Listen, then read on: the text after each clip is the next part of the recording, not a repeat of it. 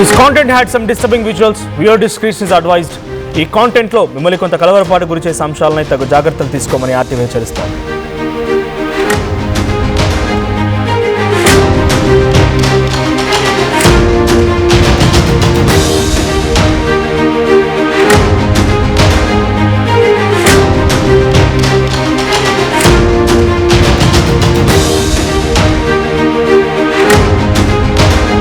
Breaking news చూస్తున్నాం. మహబూబాబాద్ లో తీవ్ర విషాదం నెలకొంది. ఒక ట్రైనీ డిప్యూటీ తహసీల్దార్ సంధ్య బలం మరణానికి పాల్పడ్డారు. ఇంట్లో ఫ్యాన్కి ఉరివేసుకొని ప్రాణాలు తీసుకున్నారు సంధ్య. ప్రేమ వ్యవహారమే సంధ్య మృతికి కారణమని అనుమానం వ్యక్తమవుతోంది. సంధ్య తల్లిదండ్రులు డోలి వెంకటేశ్వర్లు, పద్మ ఈ అనుమానాన్ని వ్యక్తం చేస్తున్నారు.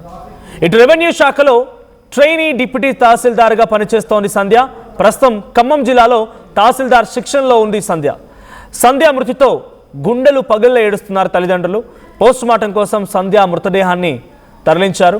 ఇక కేసు నమోదు చేసుకొని దర్యాప్తు ప్రారంభించారు పోలీసులు. ఒక ట్రైనీ డిప్యూటీ తహసీల్దార్ మహబూబాబాద్ జరిగినటువంటి ఈ ఇన్సిడెంట్ ఇప్పుడు ఒకసారిగా షాక్ గురి చేసింది.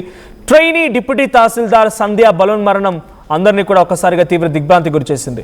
తల్లిదండ్రులు కూడా గుండెలు పగిలి ఏడుస్తున్నారు. ఇంట్లో ఫ్యాన్కి ఉరివేసుకొని బలవన్మరణానికి పాల్పడింది. ప్రేమ వ్యవహారమే కారణం అన్నట్టుగా అనుమానాలు వ్యక్తమవుతున్నాయి. ఇక రెవెన్యూ శాఖలో ట్రైనీ డిప్యూటీ తహసీల్దార్గా పనిచేస్తోన్న సంధ్య ప్రస్తుతం ఖమ్మం జిల్లాలో శిక్షణలో ఉంది. సో ఈ సమయంలో ఆవిడ బలవన్మరణానికి పాల్పడడం షాక్ గురి చేసింది. సో దీనికి సంబంధించి మరిన్ని అప్డేట్స్ ప్రతినిధి వెంకటరత్నం అందిస్తారు.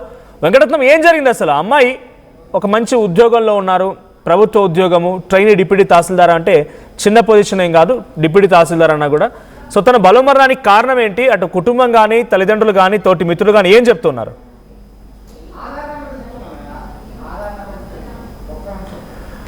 రైట్. సో ప్రస్తుతానికి దీనికి సంబంధించి కేసు అయితే నమోదైంది. పోలీసు దర్యాప్తు ప్రారంభించారు. అసలు సంధ్య మరణానికి కారణం ఏంటి? తన సెల్ ఫోన్ డేటాను కూడా పరిశీలిస్తూ ఉన్నారు. సెల్ ఫోన్ కాల్స్ని పరిశీలిస్తూ ఉన్నారు. ఎవరైనా కాల్ చేశారా, ఎవరితో మాట్లాడుతూ ఉండేది, నిజంగా ప్రేమ వ్యవహారమే నిజమైతే ప్రేమించిన యువకుడు ఏమైనా అన్నాడా, లేదంటే ఇంకేదైనా కారణంగా ఉందా, అసలు ఏం జరిగిందనే పలు కోణాల్లో పోలీసులు దర్యాప్తు ప్రారంభించారు. సో సంధ్య ఖమ్మం జిల్లాలో ట్రైనింగ్ తీసుకుంటూ ఉన్నారు. ట్రైనీ తహసీల్దార్గా ఆవిడ ట్రైనింగ్ తీసుకుంటున్నారు. సో ప్రజెంట్ కుటుంబీకులు మాత్రం కన్నీటి పర్యంతం అవుతున్నారు, గుండెలు పగిలి ఏడుస్తూ ఉన్నారు. సో ప్రతినిధి వెంకటరత్నం సిద్ధంగా ఉన్నారు. వెంకటరత్నం, ఏం జరిగింది అసలు? సంధ్య మరణానికి కారణం ఏంటి?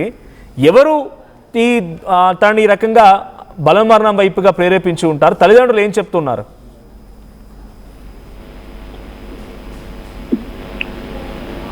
మనోజ్, ఇక్కడ ప్రస్తుతానికైతే ఇక్కడ బిఆర్ఎస్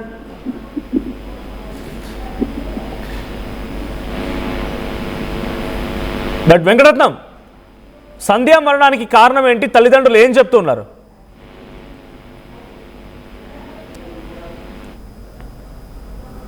రైట్, ఒకసారి మళ్ళీ వెంకటరత్నం దగ్గర వెళ్ళే ప్రయత్నం చేస్తాం. బిఫోర్ దాట్ ఒకసారి మనం విజువల్లో చూస్తూ ఉన్నాం. సో తను పోస్టింగ్ తీసుకున్న రోజు, బహుశా రీసెంట్గానే అపాయింట్మెంట్ అయి ఉంటారు.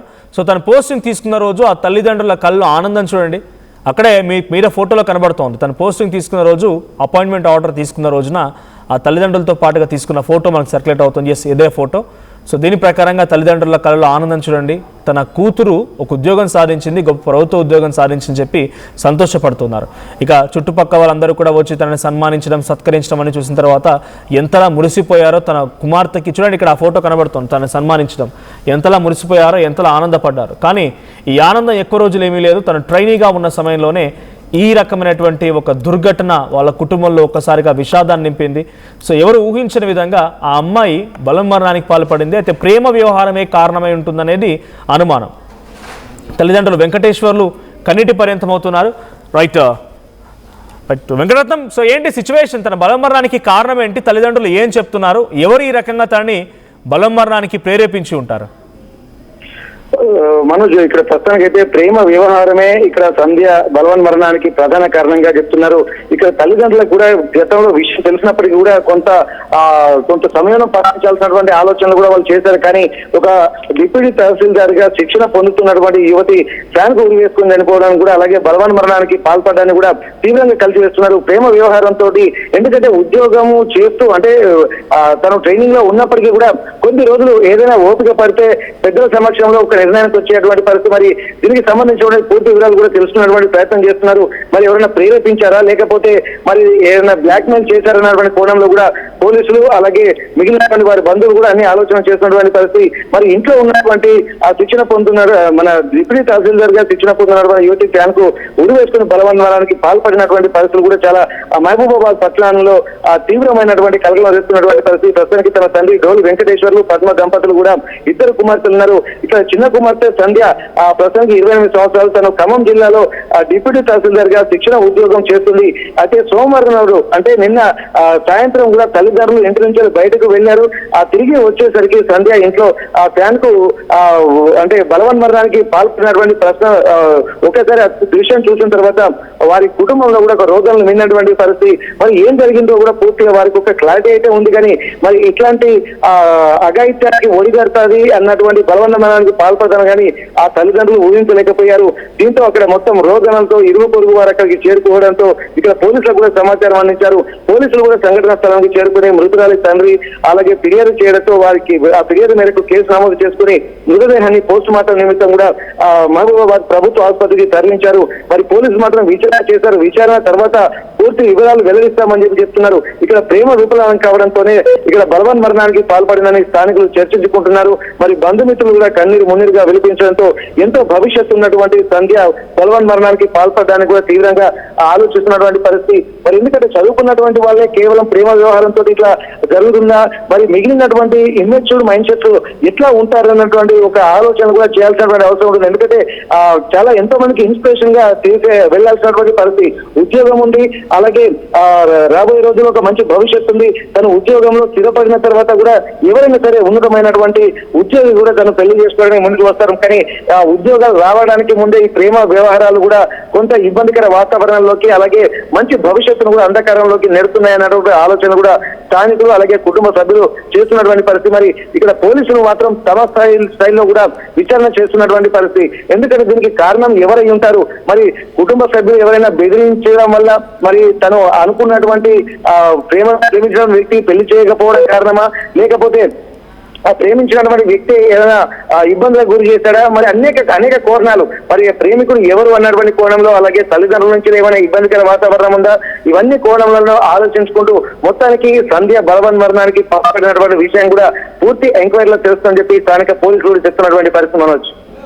రైట్. అటు కుటుంబం ఏం చెప్తాను, ఇంతటి స్థాయిలో ప్రేమ వ్యవహారమే కారణం అని చెప్తున్న సమయంలో ఇంతగా యువకుడు ఎవరు, ఏం జరిగి ఉంటుంది? కుటుంబ సభ్యులు అంగీకరించలేదనా లేకుంటే యువకుడు మోసం చేశాడనా? ఇక్కడ ఈ రెండు యాంగిల్లోనే చూస్తున్నారు. పూర్తిగా రీజన్ అయితే తెలియలేదు. ఆ తల్లిదండ్రులు కూడా బయటికి వెళ్లి వచ్చేసరికి తమ కూతురు బలవన్మరణానికి పాల్పడిందని చెప్పి తల్లిదండ్రులు చెప్పడాన్ని కూడా ఇక్కడ గమనించాల్సినటువంటి అవసరం ఉంటుంది. మరి పూర్తి ఒకవేళ తన తల్లిదండ్రులు బయటికి వెళ్ళినటువంటి క్రమంలో ఇంట్లో ఉన్నటువంటి పరిస్థితులు మరి ఒంటరిగా వదిలిపెట్టి వెళ్లాల్సి వచ్చిందా, లేకపోతే గతంలో అంతకు ముందు అంటే ఒప్పుకోకపోవడం వల్ల ఏమైనా ఇద్దరి మధ్యలో గొడవలు జరిగాయా, మరి ఇది కాకపోతే ప్రేమికుడి దగ్గర నుంచి ఏమైనా ఇబ్బందులు కలుగుతాయన్నటువంటి కోణంలో ఎందుకంటే పూర్తి క్లారిటీ అయితే రాలేదు. కాకపోతే ఏంటంటే తల్లిదండ్రుల్ని అలాగే బంధువుల్ని చుట్టుపక్కల వ్యక్తులను కూడా విచారించిన తర్వాత మరి ఆ ప్రేమికుడు ఎవరు అనేది కూడా స్పష్టంగా తెలియకపోవడాన్ని కూడా మనం గమనించాల్సి ఉంటుంది. మరి పూర్తి వివరాలు తెలిసిన తర్వాత ఏ కోణంలో మరి ఆ ప్రేమికుడి విషయం వల్ల మనస్తాపం చెంది ఇక్కడ అదైపోయిందా, బలవన్మరణానికి పాల్పడిందా, లేకపోతే తల్లిదండ్రులు తెలిసి ఒప్పుకోకపోవడమా, లేకపోతే ఇంకే కారణాలైనా ఉన్నాయన్నటువంటి పలు కోణాల్లో ఆలోచించి దర్యాప్తు అయితే చేస్తున్నారు. ఎందుకంటే ఒక భవిష్యత్తు ఉన్నటువంటి అమ్మాయి బలవన్మరణానికి లేఖ రాసుకొచ్చిందా? తన బాధనే లేఖ రూపంలో గానీ వీడియో రూపంలో గానీ తన ఫోన్ లో గానీ చివరి కాల్లో గానీ ఎవరితో తను సంప్రదించారా? అది ఇంకా అదే పోలీసులు ఇంకా పూర్తిగా తనకు సంబంధించినటువంటి ఏమైనా డైరీలు ఉన్నాయా, దాంట్లో ఏమైనా రాసుకున్నారా, లేఖలు రాశారా, లేకపోతే తనకు సంబంధించినటువంటి బ్యాగ్ లో పూర్తిగా ఆమెకు సంబంధించినటువంటి ఏవైతే వస్తువులు ఉన్నాయో వాటన్నిటి కూడా కొంత పరిశీలిస్తున్నారు. ఆ రూమ్ ని కూడా తన గదిని కూడా తన వస్తువులు ఉన్నటువంటి గదిని కూడా పూర్తిగా క్షుణ్ణంగా తనిఖీ చేస్తున్నారు. నోట్బుక్లు అలాగే డైరీలు ప్లస్ తనకు సంబంధించినటువంటి పూర్తిగా అంటే ఫోన్ కూడా పరిశీలిస్తున్నటువంటి పరిస్థితి. ఇప్పటికే తన ఫోన్ ను కూడా పోలీసులు ఆధీనంలోకి తీసుకున్నారు. తమ ప్రెమిసెస్ లో ఉంచుకుని ఆ కాల్స్ డీటెయిల్స్ అలాగే కాల్ డాటాను కూడా పరిశీలిస్తున్నారు. దీనికి సంబంధించి వాట్సాప్ చాటింగ్లు కానీ ఏమైనా ఉన్నాయా, మరి దీంట్లో ఏమైనా ఇబ్బందికరంగా ఎవరితోనైనా మాట్లాడిందా అన్నటువంటి కోణంలో కూడా ఆలోచించాల్సినటువంటి పరిస్థితి కనిపించింది.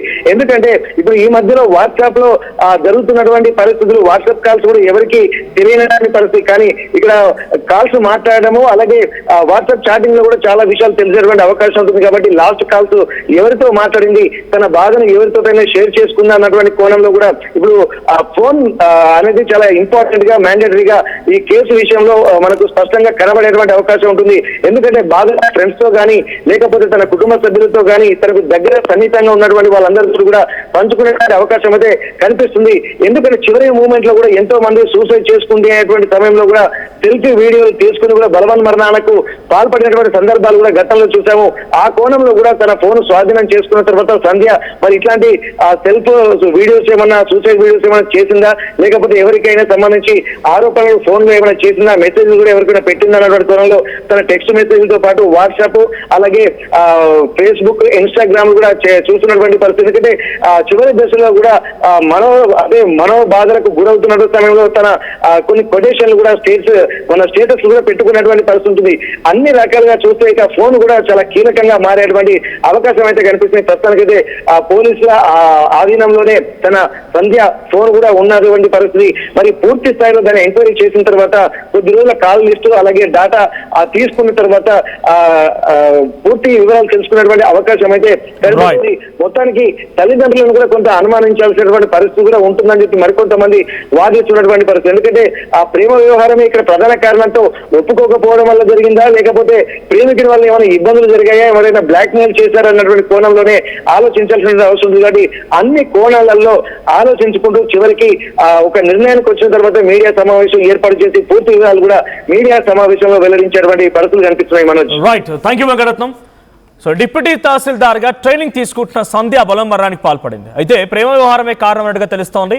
ప్రస్తుతం ఖమ్మంలో ట్రైనింగ్ తీసుకుంటున్నటువంటి సంధ్య నిన్న వాళ్ళ ఇంట్లో ఉరివేసుకొని బలం మరణానికి పాల్పడింది. అయితే కుటుంబం ఒప్పుకోకపోవడమా, లేకపోతే యువకుడు ఏదైనా ఇబ్బంది పెట్టాడా, ఇలా అనేక కోణాల్లో పోలీసులు విశ్లేషిస్తున్నారు. ఇంకా ఇంతప్పటివరకు అయితే ఎటువంటి క్లారిటీ రాలేదు. బట్ తన బలమరణానికి పాల్పడడం, ఒక మంచి ఉద్యోగాన్ని సంపాదించిన తర్వాత కుటుంబానికి కొంత గౌరవాన్ని మర్యాదని దక్కించి ఆ కుటుంబం యొక్క తల్లిదండ్రుల కళ్ళలో ఆనందం చూసిన తర్వాత కొద్ది రోజుల్లోనే ఈ రకమైన విషాదం ఆ కుటుంబంలో నిండుకుంది. సో సంధ్య బలమరణం కారణం పైన ప్రస్తుతానికి పోలీసులు అన్వేషిస్తున్నారు, వెతుకుతూ ఉన్నారు.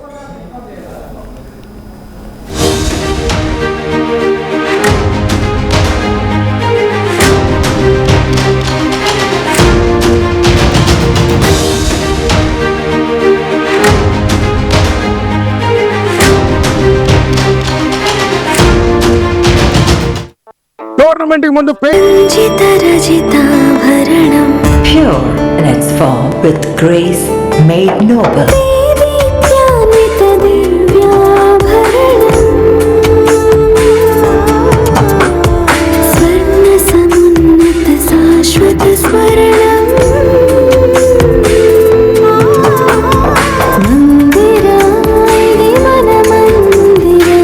Mandira Premium Silver Jewelry by Manipali.